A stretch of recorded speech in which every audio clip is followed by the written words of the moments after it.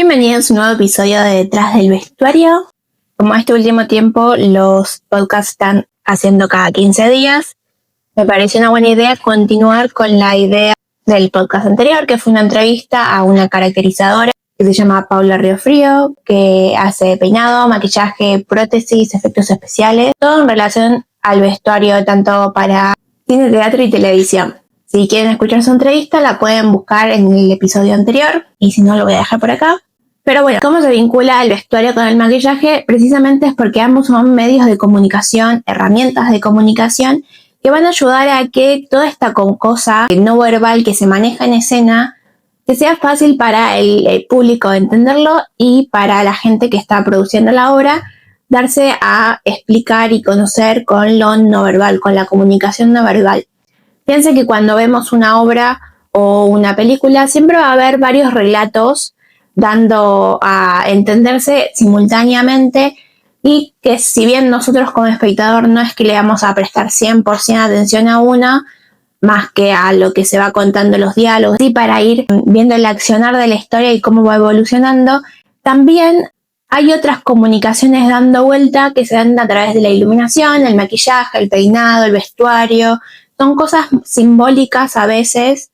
o de carácter narrativo que están en la historia precisamente para ver esta evolución en la historia. Que muchas veces tratan de mensajes que están escondidos y que muchas veces lo vemos mucho tiempo después de que vemos, no sé, 1, 2, 3, 4, 5 veces la misma película y la misma serie.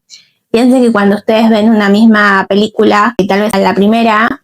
lo ven con unos ojos y después empiezan a darse cuenta de más detalles una vez que lo van viendo repetidas veces, o incluso cuando ves una película muchos años después, también lo ves con otros ojos porque vos lo viste y lo viviste de una manera que ya cambiaste. Tu pensamiento cambió, tu vida cambió tal vez. Es como lo mismo que cuando te pasa que cuando lees un libro. Entonces, ¿cuál es la función del maquillaje en este caso? Es precisamente la función de usar como esta herramienta no verbal de dramatización que funciona para precisamente enmascarar el rostro de los actores o bailarines, acentuándolas, exagerándolas, deformándolas o incluso definiéndolas. Piensen que cuando están tal vez en una obra de teatro, la distancia es mayor al público.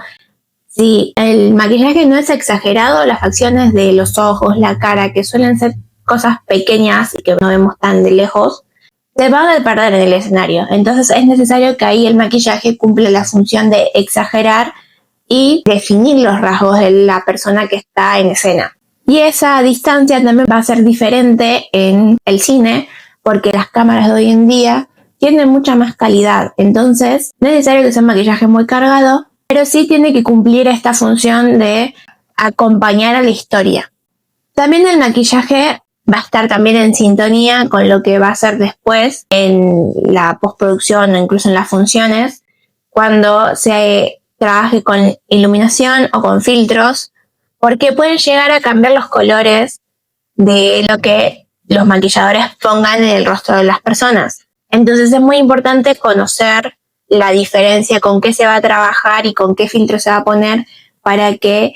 el efecto que se quiera mostrar siga cumpliendo la función que se pensó en un principio. Piensen que todas las decisiones que se toman, ya sea para vestuario como para maquillaje, son por una razón, no están elegidas al azar. Y precisamente es para acompañar este relato de historia, el que se va a contar y cómo se lo va a contar. Hay situaciones o escenas que pueden ser mucho más dramáticas o que nos tienen que generar miedo y que no solo con el vestuario o el maquillaje se van a potenciar, sino también con la iluminación.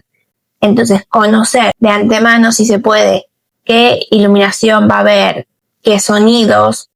puede ayudar a tomar decisiones más acertadas. Pueden escuchar el episodio de Pau, que ella lo va a poder explicar mucho mejor que yo, porque también ella hace la distinción entre colores entre cine y teatro. Y bueno, obviamente como es su rama de expertise, va a ser mucho más experta. Pero lo que sí quiero que se quede claro en este episodio es que ambas ramas, tanto maquillaje como vestuario, son trabajos que van en conjunto. Siempre tiene que haber como esta cosa de diálogo entre ambas áreas para poder crear este personaje que se va a ver en escena. Porque al ser ambas herramientas de comunicación, van a acompañar a la historia y nos van señalando el contexto y quién es el personaje. Por ejemplo, si vamos a pensar en un dónde, es muy importante saber en dónde nos vamos a estar ubicados, porque no va a ser lo mismo el maquillaje que se usaba en Inglaterra a el que se usa acá en Argentina o el que se usa en Japón. Y lo mismo pasa con el tiempo. A lo largo de los años, el maquillaje y el vestuario han ido evolucionando y han ido cambiando por razones sociales, políticas, económicas, y han ido marcando siglos o décadas que nosotros podemos ir identificando sin que nos den una fecha exacta. Por ejemplo, si vamos a ver una película de la reina Isabel, que es pleno renacimiento, nos vamos a acordar de las gorgueras, que son estos cuellos enormes, las mangas anchas, los vestidos grandes, y en el maquillaje vamos a ver las frentes muy amplias porque se las rapaban, las caras blancas, o por el contrario, si pensamos en una película en los años 20,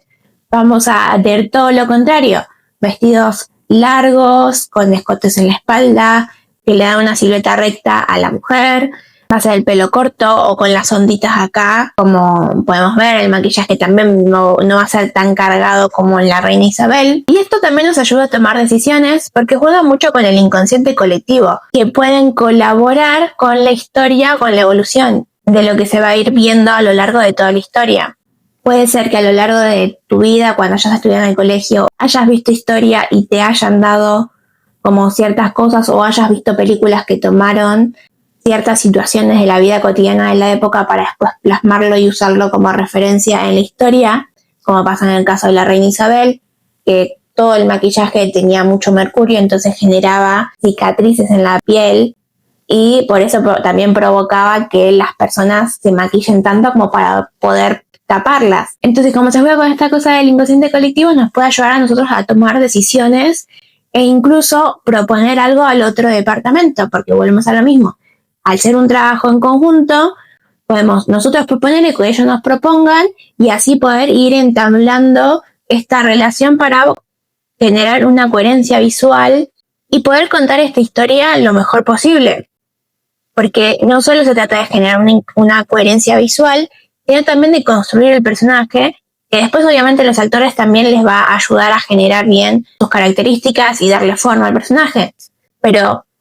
si ya desde vestuario y maquillaje pensamos en quién es el personaje, les va a dar un plus a ellos para poder meterse en el personaje. Y al hablar de quién es el personaje, volvemos a tomar estas características que hay veces que parecen medio sueltas, pero que tienen que ver con quién va a ser, edad, el género, qué etnia tiene, su clase social, qué le pasa emocionalmente, psicológicamente también, porque eso también nos puede dar indicios como diseñadores que podemos tomar para tomar decisiones y ayudar a la evolución de la película. Hay un ejemplo que no está confirmado,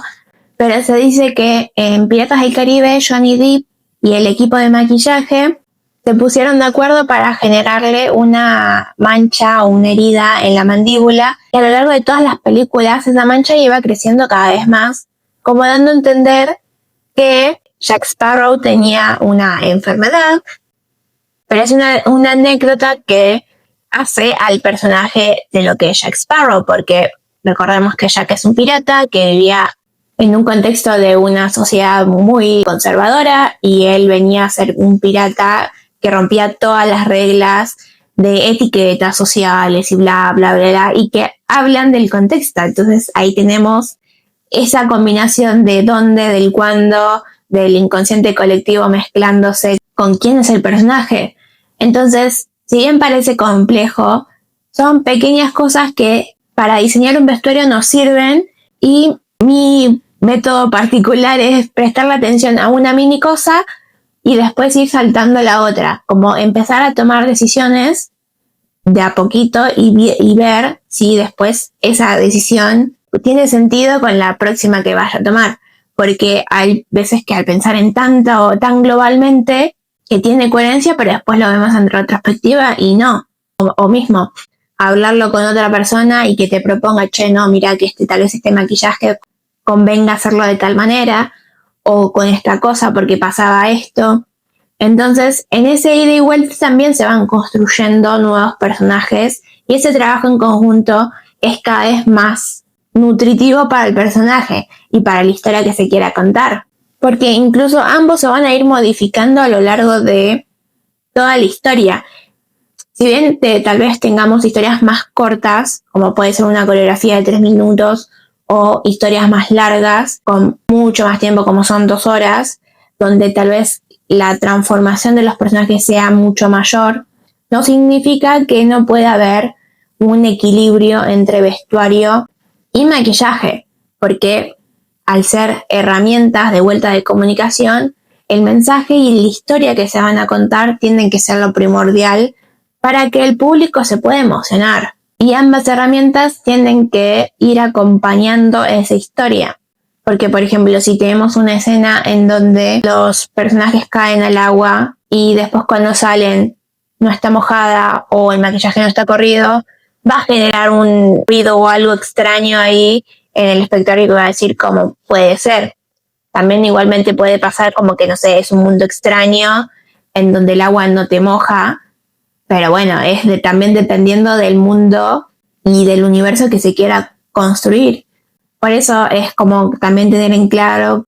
qué reglas de la historia se va a plantear para que ese universo tenga sentido y coherencia con lo que se va a ver.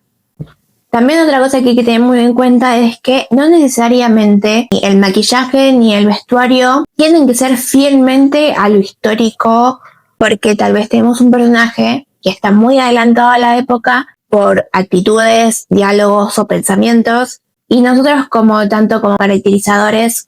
y como diseñadores de vestuario podemos elegir tomar cosas de otra época y trasladarlas a este universo para precisamente demostrar que ese personaje está adelantado a su época, o al revés. Si alguien está muy atrapado en su pasado, usar elementos de otra época o de su infancia, o no sé, estoy tirando por azar porque claramente no tengo un guión acá como para decirlo más concretamente, pero tomar decisiones también se tiene que ver con eso, poder interpretar el ambiente y la personalidad de ese personaje para decir qué ponerle y cómo maquillarlo. Y todo ese conjunto va a generar que ese personaje tenga sentido y tenga un reflejo en el público, porque vuelvo a lo mismo, un maquillaje y un vestuario no es como algo que nos ponemos en la vida cotidiana, no nos maquillamos en la vida cotidiana de determinada manera o nos vestimos de determinada manera pensando en algo, simplemente nos vestimos o nos maquillamos porque sí, muchas veces. Pero en el vestuario escénico o en el maquillaje escénico, esas decisiones no tendrían que pasar porque sí. Tienen un sentido y tienen un significado porque son una herramienta y que nosotros tenemos que usar a nuestro favor para que el público sienta algo, para que pueda entender esa historia y se pueda meter en ese universo. Y muchas veces meterse en ese universo también tiene que ver con qué tipo de personajes nos vamos a encontrar, porque está bien, podemos vestir y maquillar a una persona normal, con muchas comillas, pero también podemos encontrar criaturas, como es en el caso de Frankenstein. En la última película de Guillermo del Toro, en el detrás de escena, nos contaban que para crear la criatura, los maquilladores y el caracterizador tuvieron que estar casi 11 horas maquillando al actor para poder transformarse en esa criatura. Y obviamente Frankenstein es una criatura que tiene mucho detalle. Lo mismo pasa con Mystic de X-Men, que tiene como una textura en la piel muy particular, pero eso no quita que el maquillaje no tenga que ir acompañado también con otra cosa como puede ser una prótesis, que eso también va a ayudar a construir el personaje. Y crear este universo y estos personajes tienen que estar muy de la mano para que el público pueda entrar y entender a través del vestuario y del maquillaje quiénes son. Por eso vuelvo a decir lo mismo, que el vestuario y el maquillaje son herramientas de comunicación, transmiten mensajes y no están pensados al azar simplemente, porque precisamente tienen la función de ir transmitiendo desde la narrativa cosas que no es necesario decirlas por los diálogos. Ya se sabe y se da a entender precisamente por estas dos cosas. Espero que te haya gustado el episodio de hoy. Gracias por escuchar. Nos vemos la próxima.